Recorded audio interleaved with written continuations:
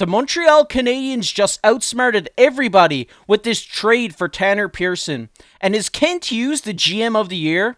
We'll get into that later in this video, but first we just want to say we're just under 200 subscribers away from our goal of hitting 1,000 subscribers before the season starts. So if you're one of the thousands of people watching that aren't subscribed, make sure to go down below, hit that subscribe button to get us closer to that goal. We'd really appreciate it. But with that said, let's get right into the main topic of the video today, which is the Habs keep their busy offseason rolling. And if you were tuned into the NHL news yesterday, you would have seen that the Montreal Canadiens acquired Tanner Pearson and a third-round pick for 2025 for Casey DeSmith. And as we take a look at Pearson here, obviously, he only played 14 games last season, suffering that broken hand against Montreal. But in 590 career games between the Canucks, the Penguins, and the Kings, Pearson has 133 goals and 139 assists for 272 career points. And Pearson is on the final year of his deal with a cap hit of just $3.25 million. And Mark, I think this is a great trade by Kent Hughes, offloading Casey DeSmith, who really, I think they kind of fleeced Vancouver in this trade, in my opinion. I think you get a great replacement for Paul Byron here, a guy who can play that bottom six role, probably put up 20 to 30 points for you this year. And as an older guy, kind of brings some more leadership to this young Montreal Canadiens locker room. Yeah, the big thing you see with Montreal is they really didn't need DeSmith. They had Jake Allen and Montembeault between the pipes. And you kind of want to trust these guys. You get a bit younger Montembeault, and Jake Allen has proven that he can be a great goaltender in this league.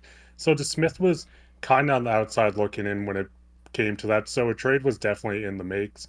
When you see a guy like Tanner Pearson, I was a big fan of him when he was on Vancouver. Same when he was with the Kings. He brings leadership. He knows how to win.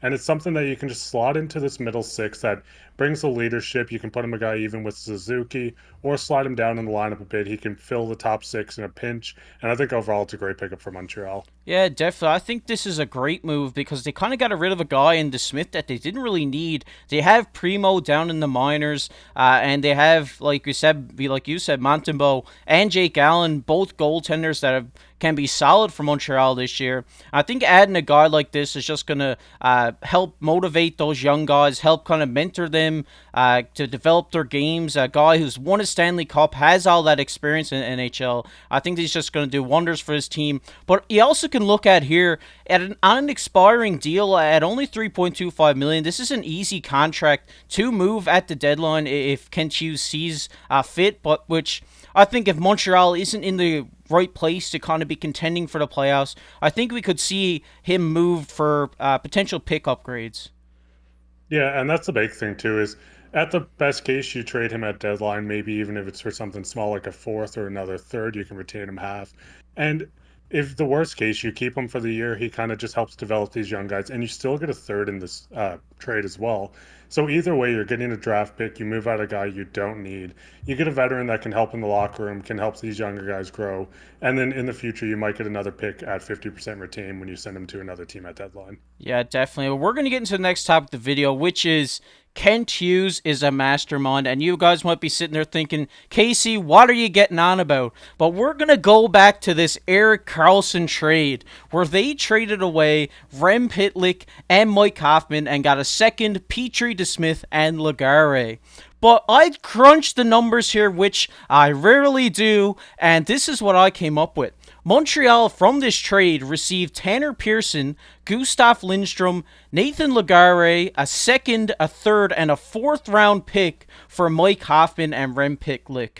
And Mark, I just think this is a great move by Kent Hughes that kind of might slide under some Habs fans' radar. I think, moving guys like Hoffman, who they just want to get off the books in terms of cap, and a guy like Rem Pitlick, who wasn't really working out in Montreal, and getting two, young prospects and a veteran in Pearson, along with three pick upgrades, is just such a great move for Kent Hughes this offseason.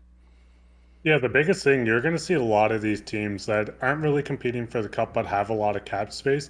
They can kind of come in and buffer these trades. They can take on a bad contract. They can fill a role. They could take a bit of salary if they need to. But it's just these teams where every other team is kind of fighting against the cap. You see a lot of guys losing contracts on their team just because teams can't really afford them. But a team like Montreal that had so much cap space to work with, they can help with these trades. They can take back a bad contract here and there. They take back picks in order to do this, and they just build more draft capital. They pick up prospects. They take a couple 1 year deals that they could ship out at deadline. And I mean, overall, Montreal's just winning in this aspect. Yeah, I just want to say went woos in the chat because this is just such a great move from Kent Hughes this offseason. Just been a real good person to be rebuilding this Montreal Canadiens franchise, and it just shows from this trades that he traded away two people that Montreal didn't really need and got back two prospects at 3 picks and a veteran guy. I just think this is such a great move. I think Kent Hughes should be GM of the year in my books, but that's just a delusional Habs fan talking. But I'm really looking forward to this Montreal roster this year. I think it should be a fun team to watch, and they're not going to be in the bottom of the Atlantic this year. I know Mark, you might disagree with me, but I do think that Montreal is going to have a solid year, and their futures get only up from here. And it starts with Kent Hughes having such a masterclass of an offseason this year. But we're going to get into our next topic of the video here, which is the Canucks get a much needed backup. And obviously, we're talking about in this trade, they received Casey DeSmith. And last year, I know the Canucks flirted with a couple of different backup goaltenders to kind of go with Thatcher Demko back there. But I think they're getting a great veteran guy in Casey DeSmith there who they can put back there, and he'll be really solid for them this year. Obviously, we take a look at his stats here. He was 15 wins, 16 losses last year, but he had a 905, and the year before he had a 914. So this is a great guy that can just come in every now and then, give Demko a night off, and hopefully get the Canucks a win. Yeah, see, the biggest thing with the Canucks is last year Demko went through a couple injuries. He's been dealing with it a little bit over time, and they had to rely on these guys. Spencer Martin did come in and play well for the Canucks, but you almost want this more established veteran goaltender that can come in as maybe the 1B or just the B goalie. And the big thing is you have Demko, you have this veteran guy that can help develop Demko a little bit as well, can help push him. This guy is showing that he can play well. So when you have these two-headed guys just running down through the pipes in Vancouver, it does look so much better. And moving Pearson, they had so much on the wings. You have a guy like Bevelier, Bossier, you have a guy like Mikhailov. It's just Hoglander. There's so many guys on wing that can kind of fill this role for Pearson. So I think it was a good trade. Maybe the third was a little bit much to give up, but I mean, you are getting established backup goalie, a guy that can come in a pinch and start for you for multiple games. So I actually do really like this from the Canucks as well, where they get what they need, they move out what they don't need, and it's the same with Montreal. You've seen them move out a goalie they didn't need. And they might need this middle six guy to help fill out the roster as well. So I think overall, both sides got what they wanted. The Canucks did move the third out, which might not be what they wanted, but in this league, you need a goaltender. You need this guy that can back up Demko. So I think it was overall a great trade. Yeah, I do too. I think the Canucks might have overpaid a little bit for DeSmith, giving up that third with Pearson. I think that wasn't really needed, but they did need a backup. So you gotta give and take sometimes. And I think this Canucks team is gonna have a solid year this year. I know they've been struggling a little bit, but they do have the right roster, and now with two solid goalies back there, I think they're gonna have a good year. And the big thing is too is the third might seem like a lot, but when you get closer to deadline, maybe out of training camp, you're going to see a couple of goalies go down with an injuries. Hopefully this doesn't happen because injuries are terrible for every franchise. But if you see a goalie just kind of go down with an injury, I like to use Matt Murray last year with the Leafs. Thankfully, Joseph Woll could step up, but you're going to have a couple teams just kind of bidding to get dismissed. So, what would it cost a third in Pearson right now? If you have two or three teams kind of bidding for this goalie that they need, that might shoot up to a second, maybe Pearson a second and a low end prospect. So, I think overall it was the right move just to make this now, just get him into camp, figure out what he can do, and just kind of establish himself with the Canucks. Yeah, I definitely have to agree with you there. But we're going to get into everybody's favorite topic, which is comment of the day. And the comment of the day today goes to fresh hair. Or fresh air, whichever one you want to pronounce it as. It goes as, "You are not delusional at all, Mark. This is going to be an extremely entertaining Leaf team, and I can feel it. The Leafs will finally win the Cup in 2024. And obviously, Mark, I know you call yourself a lot delusional while I was gone. And I know I watched the videos and I thought, there were some pretty fair takes in there. But I do think the Leafs are going to have a great year this year with the additions they made, like I've said previously on the channel. But I don't know if going for the cup might that might be a bit of a stretch. I'm gonna make a delusional Leafs hat soon. When they win the cup this year, I'm gonna cross out the delusional, so just as a Leafs fan.